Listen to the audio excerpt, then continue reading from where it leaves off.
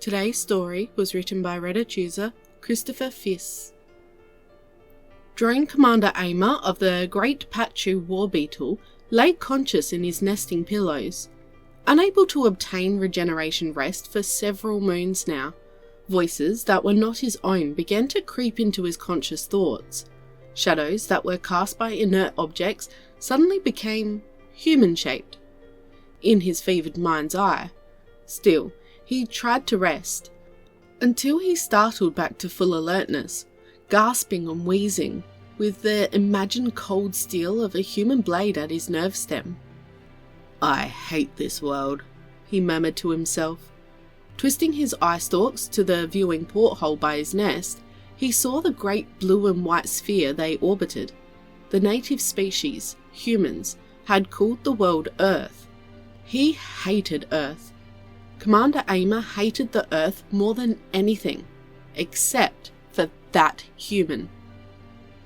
The chronograph indicated it was almost time to launch the next bioengine. No rest would be had now, and he begrudgingly accepted it with a burble of gas from his third stomach. He hated that human. He hated knowing that human would likely show up the microtick before the bioengine would become active and sabotage it. He hated that the Pachu missiles would be too slow to launch, and that human would disappear into the wastes far before the explosives would hit. A flying machine wouldn't simply be there in time, and that human would escape. Or it would be on a sea vessel, or an aircraft, or hive blast it all. Aimer hated that human with a burning, rancid, rotting hatred he had never known before. He wiped down his mandibles and skittered out of his nest suite, only to be met by a small brigade of med slugs. "I do not require sedatives," Aimer roared in his pulsing, guttural tone. "I will rest once the hunt is complete." One of the pink little slugs tried to get close enough to test the commander's carapace temperature, and he promptly dashed the jelly creature across the deck plates in anger. The rest of them quickly retreated. Satisfied that he was once again the alpha predator, Drone Commander Aimer continued skittering to the bridge deck of the War Beetle. When he first assumed command, he marvelled in the construction and efficiency and deadly beauty of this massive colonization warship. Now, all he could calculate was the endless rising costs associated with this lingering hunt to eradicate all humans. No, that wasn't it. Certainly, when the Pachu first arrived into Earth's orbit, they assumed the task of pacifying the natives would be relatively easy. An incredible barrage of kinetic missiles wiped out most of the planet's population centres in less than a moon cycle. They suffered some losses at the hands of the humans who fought back. Who knew such primitive beasts had learned to split the atomic bonds? But the War Beetle was sturdy, and while 3 generations of Pachu drones were wiped out, several more irradiated. The humans died out faster, much faster.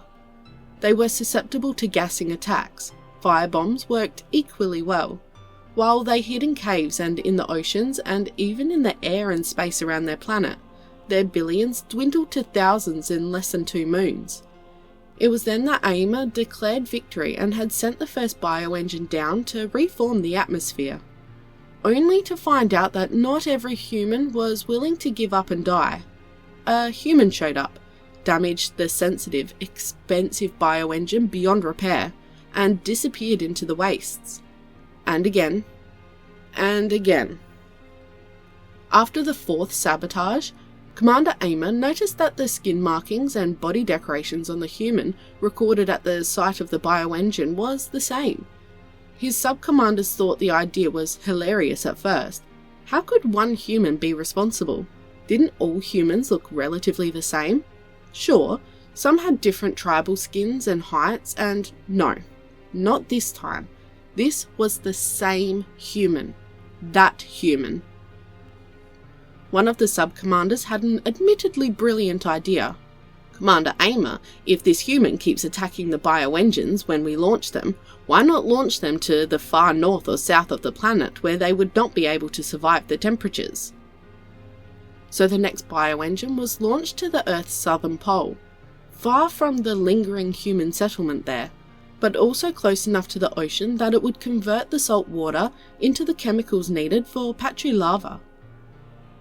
It would be a slower conversion, starting in such a suboptimal location, but Commander Aimer relished the slower, more painful death of any lingering human life. But a few micro-ticks before the engine started, catastrophic failure occurred. Sure enough, as the drone scans came back from the surface, they witnessed the familiar mocking grin of that human as it walked off into the seemingly endless ice and snow. Pachu missiles vaporized 300 megafold kicks of the ice shelf, but none of the Pachu ever believed that the saboteur had been eliminated. Proof came in the form of 3 more failed bioengines.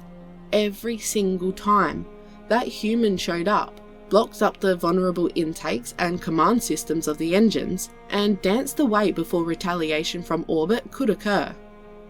This day would be different though.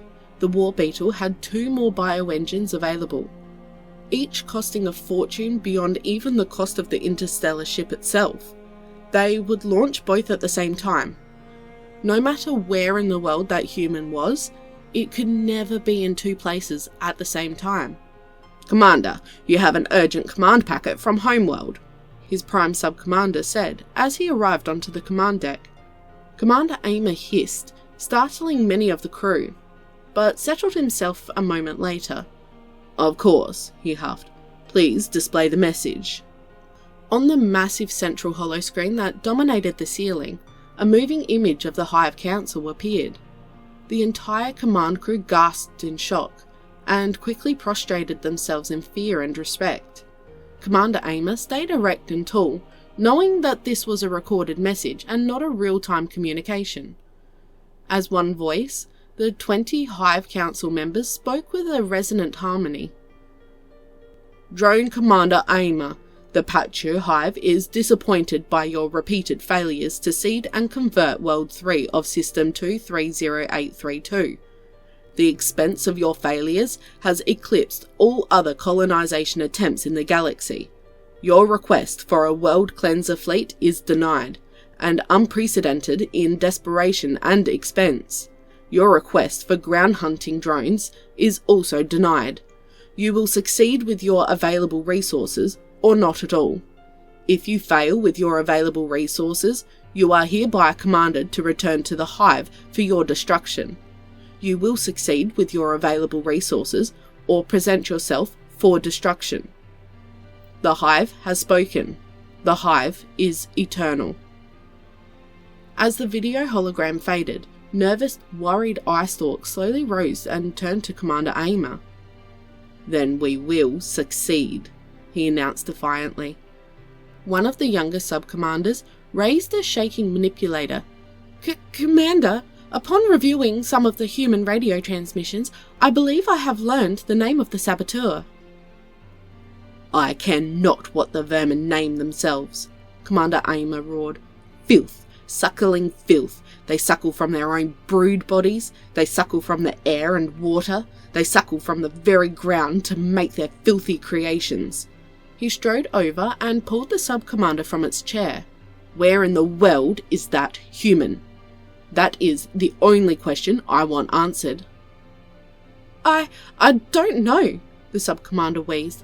"Until the moment they appear, we cannot find them.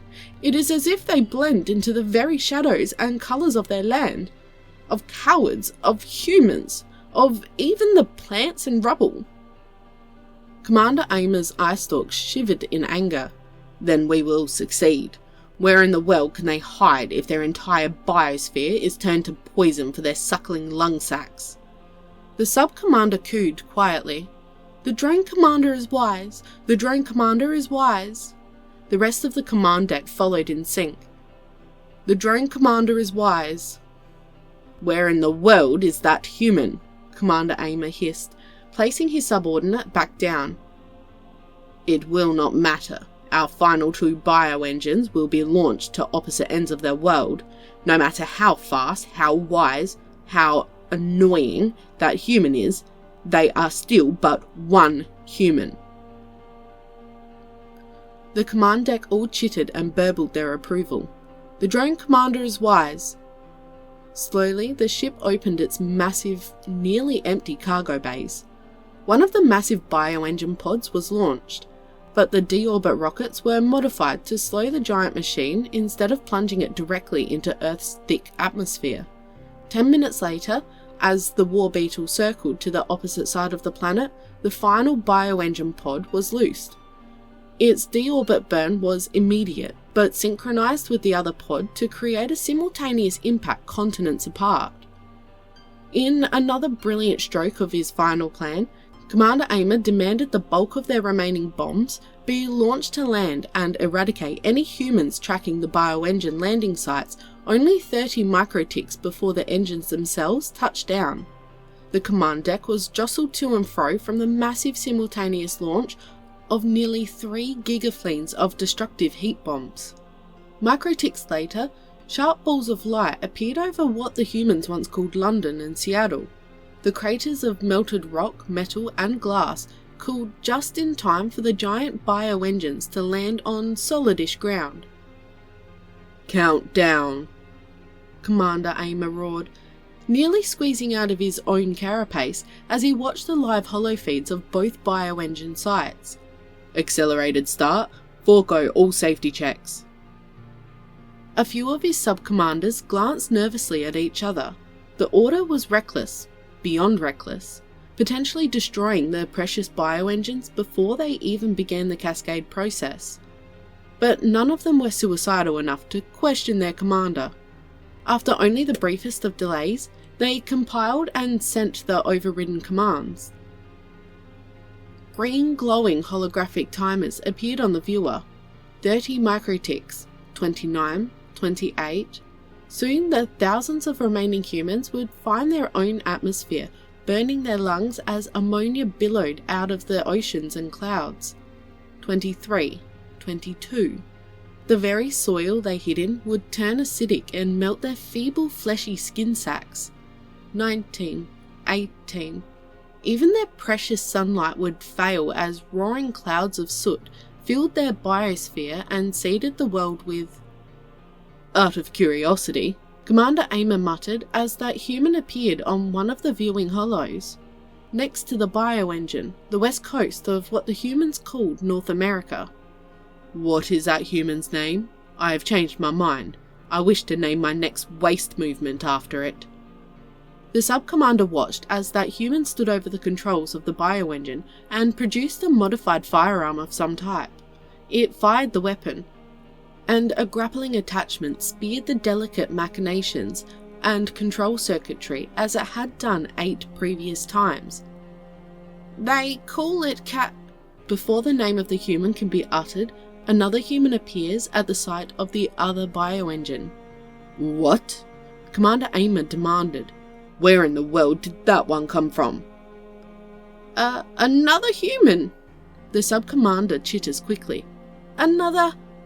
Its mandibles grow wide. "I know of this one as well. In my research, I found 2 names that were synonymous with stealth, with hiding in plain sight, with being the epitome of the hunt and making a game of being prey."